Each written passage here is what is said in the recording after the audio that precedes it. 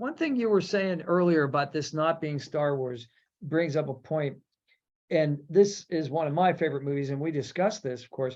But how did you feel about the Blade Runner overtones? Did you get that? Did you get a feeling like at the beginning, especially with that bar and the neon and like the rain, and did that give you a kind of like a Blade Runner-ish feel? Yeah, it does, and I think that's just because there are certain tropes that are so well established now, and It's a shorthand. It's a shorthand, and Blade Runner is so important in the shorthand of science fiction dystopias, grim worlds that aren't what science fiction used to be in the 50s or 60s. You know, everything's shiny and new and happy.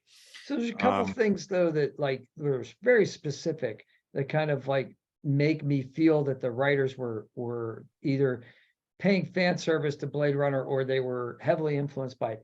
And Andor's weapon.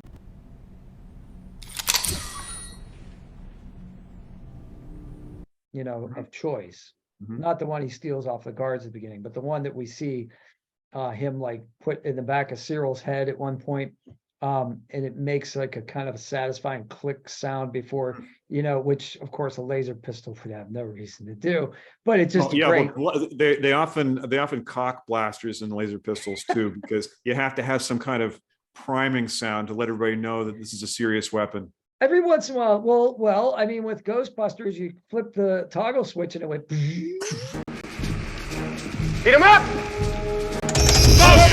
So you could have something like that, you know. But yeah, that the neon in the bar, the hairstyle of the, we'll call her hostess, and then later Luthen's assistant, I can't remember her name right away, in the antique store, she's got kind of a very Sean Young-esque Rachel the robot like look, and the payphone, not that there aren't payphones anywhere, but the fact that they use like a payphone when Bix's boyfriend, Tim with 2 M's.